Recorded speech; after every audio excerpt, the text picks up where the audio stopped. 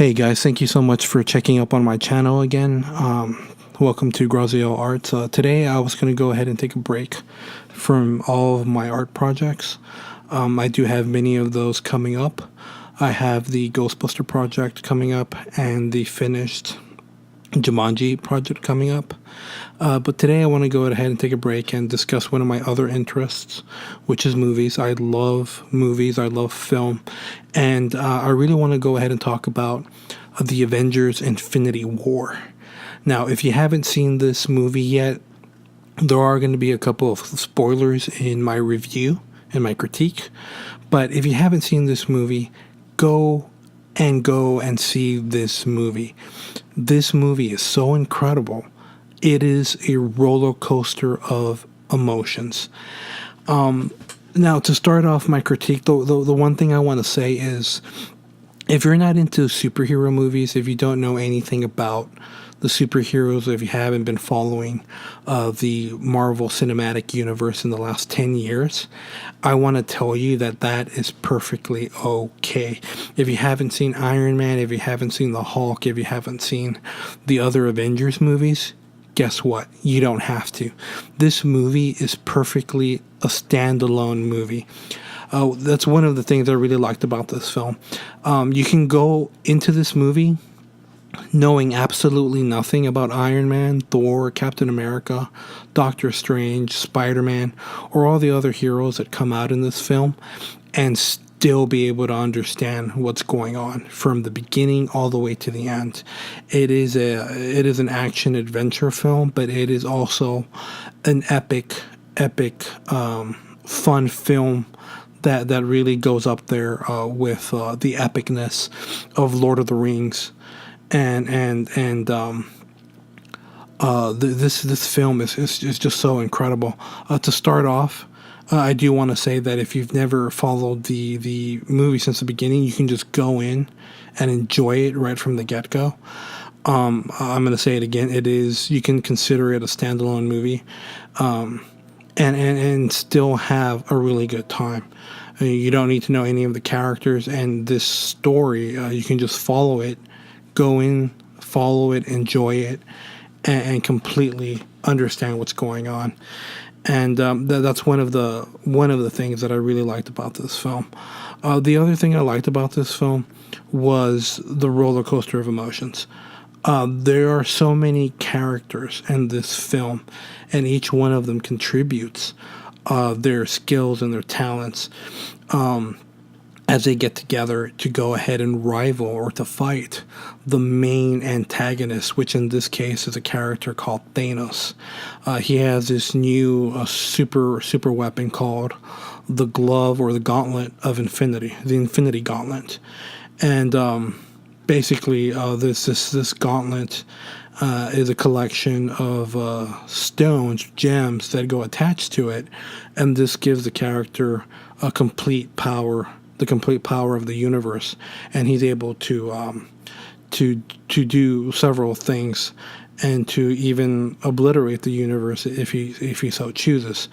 And most of the film starts with him collecting the stones. Now, when the movie starts, he already has 2 of the stones, but throughout the movie he gets the other 4 stones, I believe.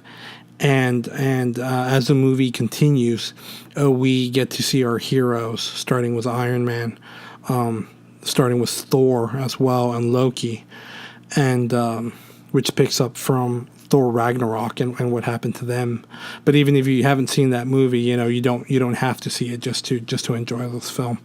And we get to see our heroes get attacked by this villain, and how throughout the film, all of our favorite heroes, Captain America, the Red Widow, and Spider-Man, which is just recently introduced into the Marvel Cinematic Universe. We get to see all these characters come together throughout the actions of the film, being attacked by this villain, and how each one of them, each hero, is able to contribute their skills in order to fight this film, just to fight this villain. I'm sorry, and that's this story is so detailed. You go into each character's perspective, or each character's a contribution to the storyline. The most notable contribution, or the most where most of the film spends its time, is with the hero Thor. He just lost his home. He just lost his father. We're also going to assume that this time he really lost his brother Loki for real, and he is out for revenge. And in order to get revenge, he's going to need a new hammer. And the film is him lost in space. He gets help from the heroes from Guardians of the Galaxy, and they help him go and to this extraordinary, exquisite place where all these incredible weapons are made. And we really get an insight in the backstory as to where his original hammer was made.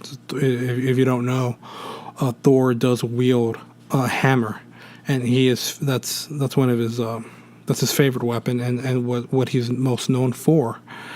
And in this case, since he has to get a new hammer, we see him in this incredible place. That's another point I want to point out, where a lot of the cinematography, a lot of the special effects that were used in this film were used to create these incredible, fantastic places. One of these places is where Thor goes to get his new hammer. It's basically this factory, but it's an intergalactic factory that is around this dead star.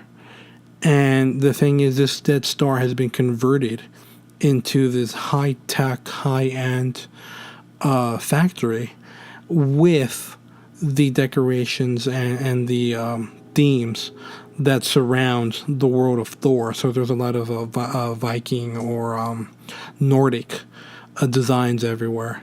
And he goes to this incredible place, and he's able to forge a new hammer and to increase his power in order to go ahead and fight this terrible, incredible villain, who in itself, this is the first film where we actually get to see some backstory on this villain, who has this vendetta to go ahead and balance the galaxy. What I mean by that is that he's very, and I think this is a reflection of our time, where we have somebody like Donald Trump, or people like Bill Gates, or a lot of these people who are up in these high-end circles of our society, who have this strange idea, or this obsessive idea, that we live on a planet of very scarce resources,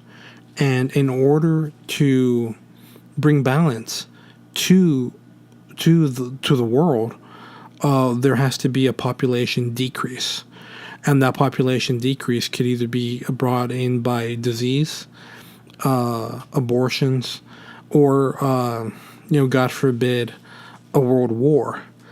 And I thought that point of view was very interesting, and how they put it into this film, because this character has a kind of Donald Trump kind of lore, and where he sees that throughout the universe, the entire universe, there is overpopulation.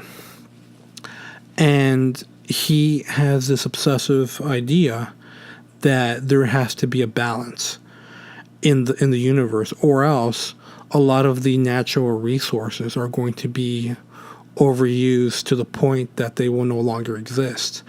So he's really taking it upon himself to go ahead and balance this universe, which is where he brings in this infinity gauntlet, and he goes in search of these powerful stones in order to attach them to the infinity gauntlet, and that way to have power over reality, over time, over people.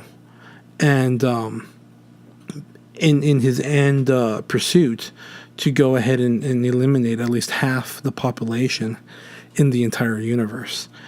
And I won't spoil it for you and say if he was successful or not, but that's basically the motivation of this character and what he has to lose in order to bring this ideal of his to life. And you kind of see his own personal struggles and what it costs him in his personal life in order to pursue this vendetta. And that's one of the things that I thought that was interesting of this film, where the majority of comics, films, art is always a reflection of the time that we're living in. And lately, with the past 2 years or a year and a half, where Donald Trump has been in the White House, there's been divisiveness everywhere, and you see a little bit of that being in the film, and how a very close-minded person with a lot of power can cause a very destructive, or have a very destructive point of view, to the point that it could affect the lives of many people. So I thought that was really interesting how they were able to incorporate a little bit of our world and use that as inspiration in the film, even though that this movie is actually inspired by a comic book that was written decades ago by Stan Lee and others at Marvel Universe. But I thought it was interesting to see how it reflects our time and the times that we are living in, and the people that we have in our government and such. And the heroes in this fantasy world that are getting together to fight this very powerful person. Like I said before, in this film, we have colorful characters from Guardians of the Galaxy. We have Captain America from the Winter Soldier and the First Avenger. We have Thor, who has 3 films up to this point. We have Iron Man, who also has about 3 standalone films. We also have the Black Widow, or the Scarlet Widow.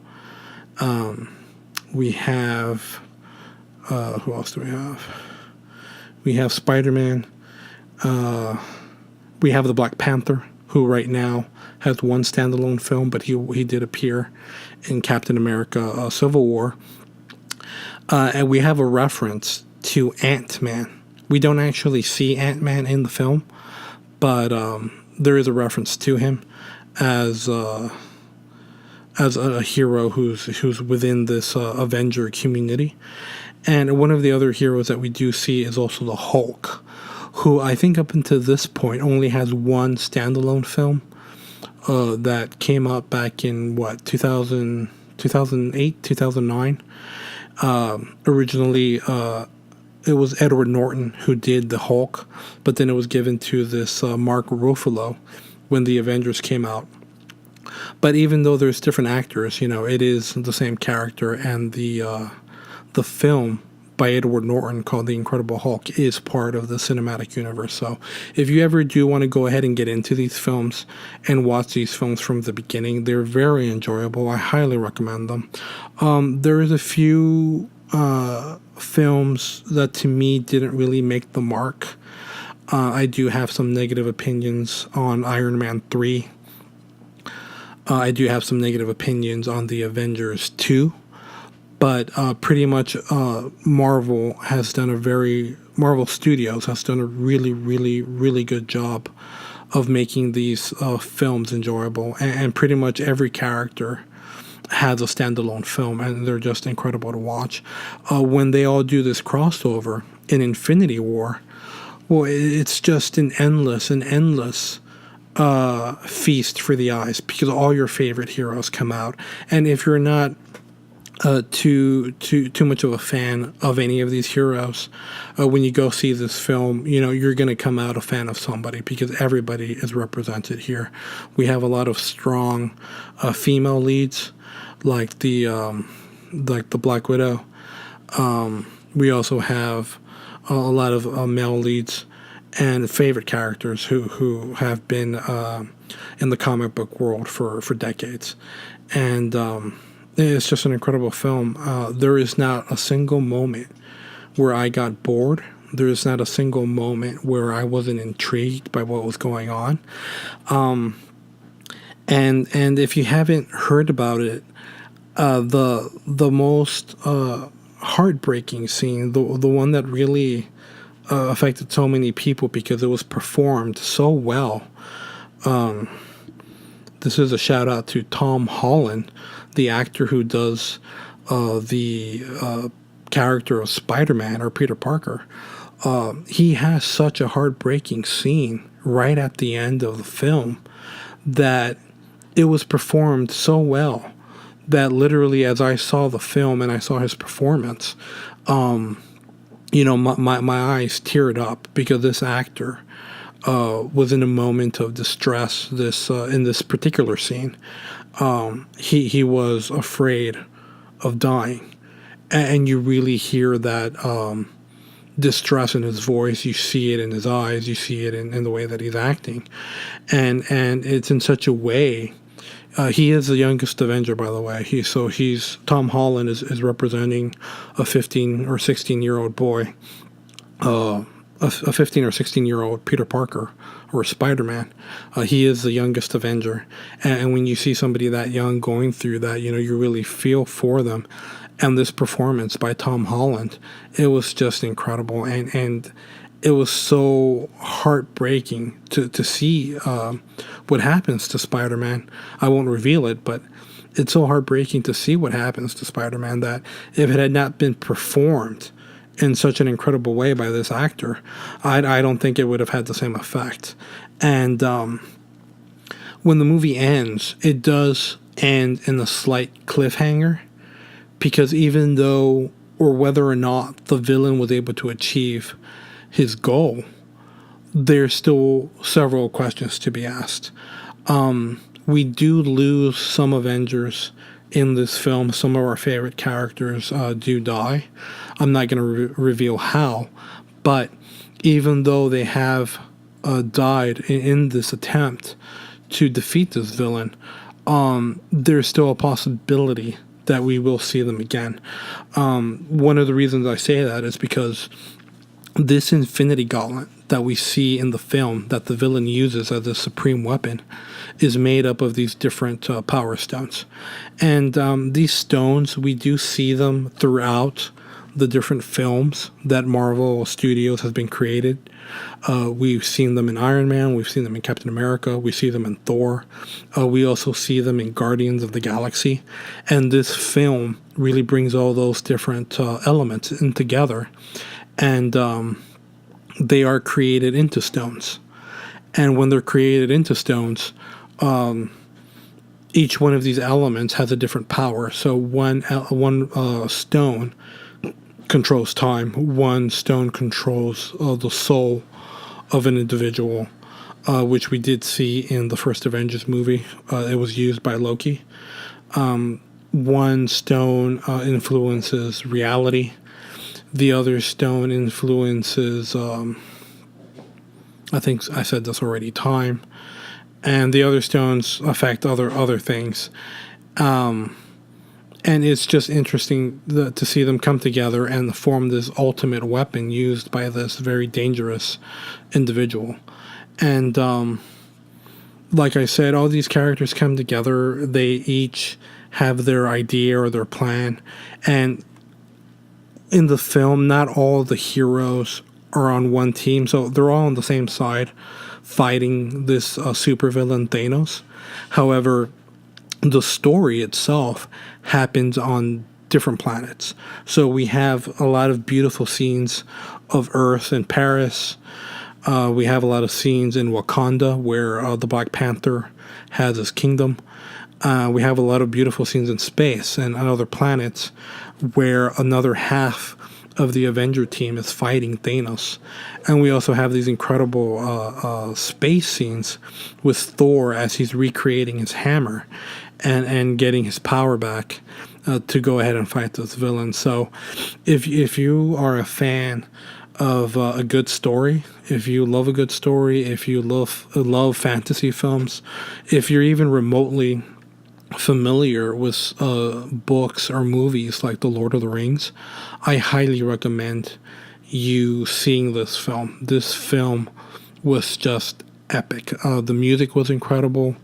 The scenery was incredible. The performances by all the actors was second to none. And the story itself is just, it grabs you from the moment the movie starts till it ends. And like I said, it really pulls at you right at the end of the film. And most importantly, once the film ends, it's such a big cliffhanger that you're just dying to know. I know myself, I'm dying to know what happens in the Avengers Part 4. Something has to give.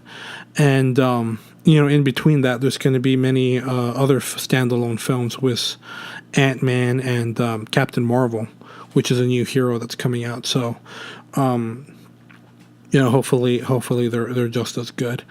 But like I said, if you've never seen any of the previous superhero movies like Captain America, Thor, Iron Man, Spider-Man, you don't have to. You can go ahead, go watch this movie and understand completely what's going on from the beginning and watch it all the way to the end and still be able to enjoy it, still be able to understand it. And I think that's something that not every director or not every studio has a talent of doing, be able to make a film that crosses over so many different characters from so many different films and so many different plot points and brings them together in a film that's easy to understand and that's just very enjoyable. One spoiler that I do have for you is if you have seen Captain America, the first Avenger, the first film was Captain America. There is a character, a main villain in that movie called the Red Skull. And one spoiler here is that the Red Skull does reappear in this film. And I was so excited when I saw the Red Skull, because when I saw Captain America, the first Avenger, and I saw how the Red Skull had disintegrated or died, supposedly, in that film, I automatically knew that the Red Skull wasn't dead. Because when he has his hand on that Tesseract, which is like a bluish cube from the world of Thor, and he's transported, you can kind of tell because he's literally transported into another galaxy, and everybody thinks he's dead. But when I saw that film, I was like, this guy is going to reappear. Now, that was almost 7 years ago when that movie came out. And here in Infinity War, we actually do see this character reappear in the most unexpected way. And it was just so incredible to see him again. It was so exciting to see him again that I was like, it proved my theory right. It proved that, oh my God, I was right. This character, the Red Skull, didn't die. He's right here. He's trapped in this world. But, with everything with superheroes, there's a possibility that he might come back and fight Captain America one last time. So, that's one of the other aspects of this film that I really enjoyed. There's really not that much to say about this movie without ruining it for you. I can go ahead and start from the beginning, tell you everything about this film all the way to the end. But this is something that really needs to be enjoyed with your own eyes. If you don't like superhero movies, if you think that these superhero movies are akin to the westerns that came out decades ago, where there were so many western shows, so many cowboy movies that they basically fizzled out, and they that industry basically just overdid it with so many cowboy films. You have to go see this film, because this film encompasses so many good actors and so many great plot points and just such a good story in general that I think anybody, even if you're not a fan of superheroes, you would enjoy this film. So definitely go ahead and see this film. It's number one in the United States for a reason. I highly recommend it. And I kid you not, you will have a good time. Take your friends, take your family, go on a date, go see this movie. Everybody's going to like it. And again, thank you so much for checking back up on my channel, Graziel Arts. And tune in tomorrow where I will have another film review.